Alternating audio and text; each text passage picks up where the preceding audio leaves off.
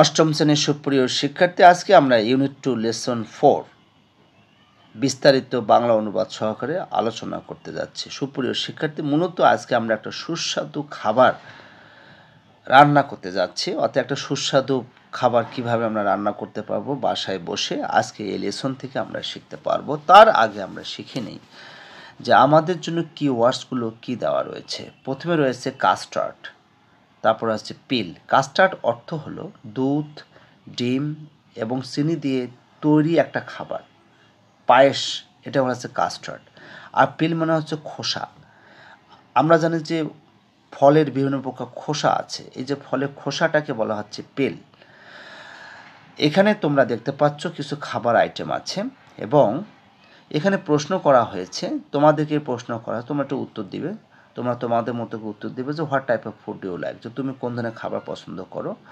Why do you like this, কেন কেন এই ধরনের খাবারগুলো পছন্দ করো।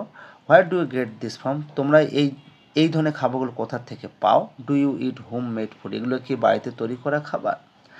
এটা তোমাদের কাছে প্রশ্ন করা হয়েছে, তোমরা তোমাদের মতো ইংরেজি উত্তর দেবে। এখন এখানে একটা ছবি দেওয়া আছে এবং তোমরা এখানে দেখতে পাচ্ছ একটা পাত্র রয়েছে এবং পাত্রের মধ্যে সুস্বাদু খাবারটা রেখে দেওয়া আছে এবং এটা কিন্তু একটা রেসিপি। এই খাবারটা আমরা আজকে বানাবো, তৈরি করব। অর্থাৎ বাসায় এই খাবারটা আমরা কিভাবে করব, এই পায়েসটাকে যেটা কাস্টার্ড বলা হচ্ছে, এই পায়েসটা আমরা কিভাবে রান্না করব, সুস্বাদু হবে যেটি খেতে। তো সেটা এখন আমরা একটু দেখে নিই আমাদের রেসিপিতে কী কী আছে।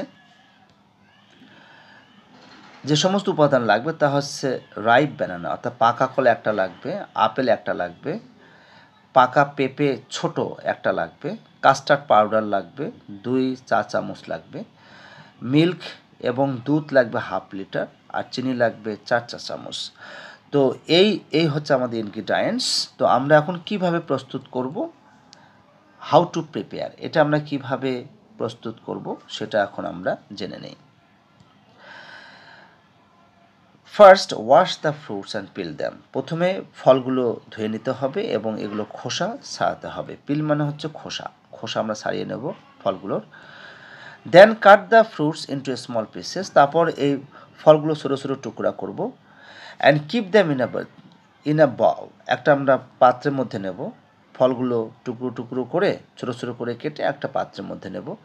নাও boil the milk in a pot, তারপরে একটা পাত্রে আমরা দুধ সিদ্ধ করব, বয়েল করব। Next mix sugar with it and stir, তারপরে ওই দুধের সাথে আমরা কি করব, চিনি মিশিয়ে নেব এবং এটা খুব ভালোভাবে নাড়াবো। স্টির মানে হচ্ছে নাড়ানো। Take the custard powder in a small cup, put 4 tablespoons of cold milk and mix well, তারপরে আমরা এই ছোট কাপের মধ্যে কাস্টার্ড পাউডার নেব, 4 চা চামচ ঠান্ডা দুধ নেব এবং এগুলো খুব ভালো করে মিশিয়ে নেব। Now pour the mixer into the boiling milk and stir, তারপরে এই যে মিক্সচারটা যেটা আমরা মিক্সচার করলাম, এটা সিদ্ধ যে দুধ এটার সাথে আমরা মিশিয়ে নেব এবং এটা খুব ভালো করে নাড়াবো। Boil for 5 minutes stirring it all the time, আমরা এটা 5 মিনিট ধরে সিদ্ধ করব এবং যখন সিদ্ধ করব তখন স্টির মানে হচ্ছে আমরা সবসময় নাড়তে থাকবো।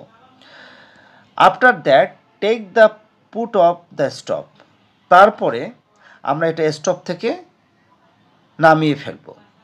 লেট দ্য কাস্টার্ড কুল, তারপরে যে পায়েসটা তৈরি হলো এটাকে আমরা ঠান্ডা হওয়ার জন্য রেখে দেবো।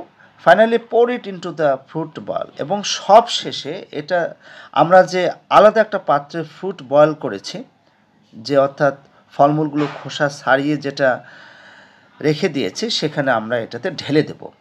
নাও the delicious custard is ready to, তারপরে একটা সুস্বাদু পায়েস খাওয়ার জন্য প্রস্তুত হয়ে যাবে। সুপ্রিয় শিক্ষার্থী, তোমরা অবশ্যই কিন্তু বুঝতে পেরেছ যে কিভাবে আমরা একটা সুস্বাদু রেসিপি বা পায়েস তৈরি করতে পারি। কাস্টার্ড অর্থ হচ্ছে পায়েস। তো আমরা আজকে অন্য ধরনের পায়েস তৈরি করলাম।